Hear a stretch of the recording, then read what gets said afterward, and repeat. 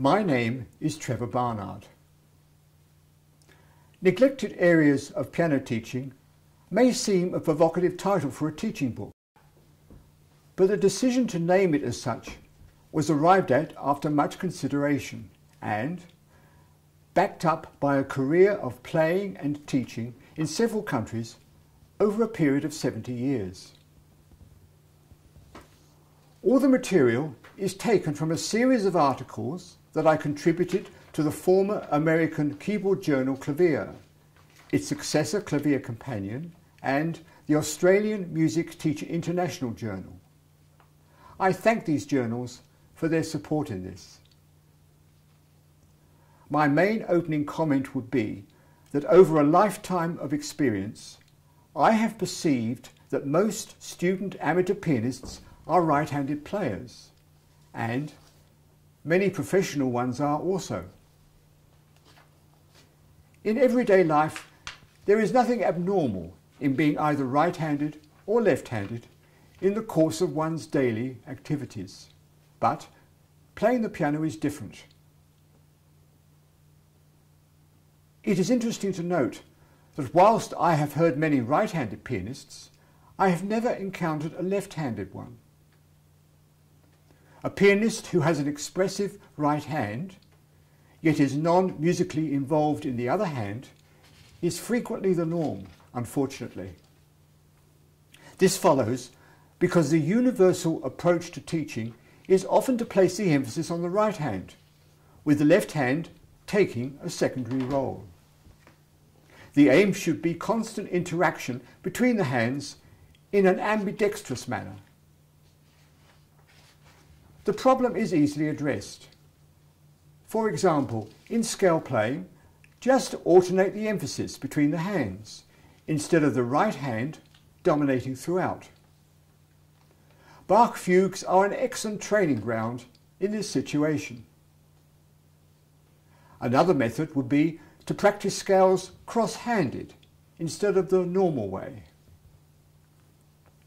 To avoid a mechanical over-rhythmic result, vary the accents throughout the scale, instead of always accenting the tonic note, so that the shaping of notes in a musical way becomes the natural outcome from an early stage. Over-rhythmic playing, where accents often take place at the beginning of bars, regardless of a phrase overlapping a bar line, has the unpleasant result of phrasing being distorted and lacking in smoothness. The chapter on early lessons in phrasing covers this in more depth. If there is a worry about losing the indicated meter, then a small pause at the bar line itself will stabilise and allay worries in this regard.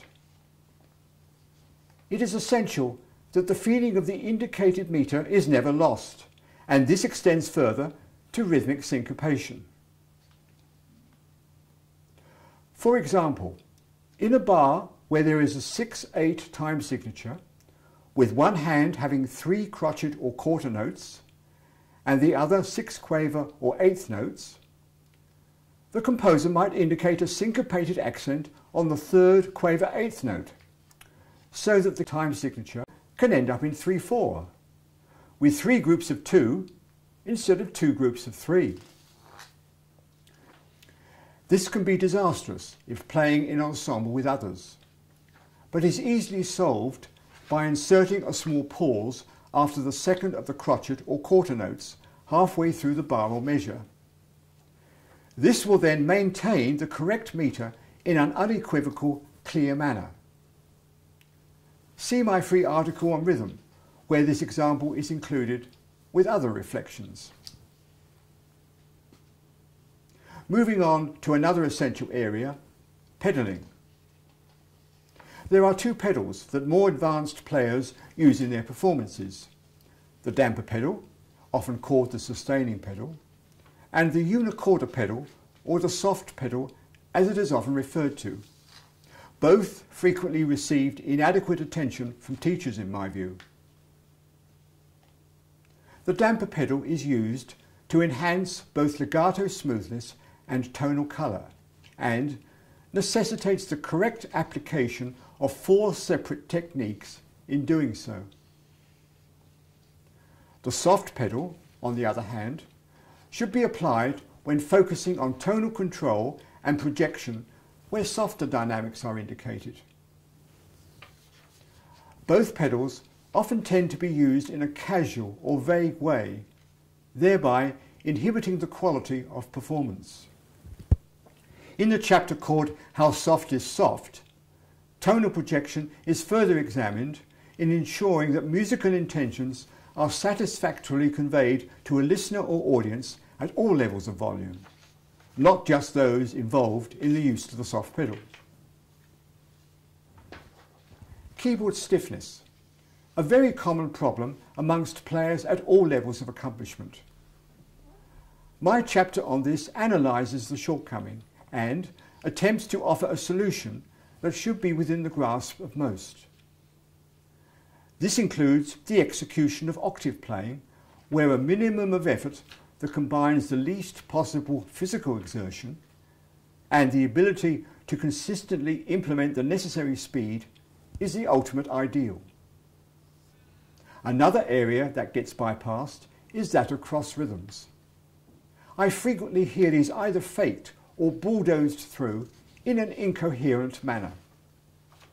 My chapter uses the nocturnes of Chopin exclusively, where there is a cornucopia of examples with a wide range of complexity, starting from the most basic of cross rhythms, that is 3 notes against 2, and proceeding in degrees of difficulty.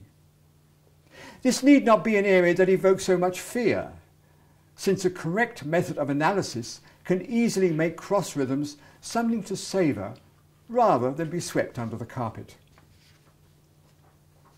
I hope this brief introduction to my book is of some help to potential readers, since the outlined problems are not unsolvable to those wanting to improve their playing. Here's wishing you happy practicing.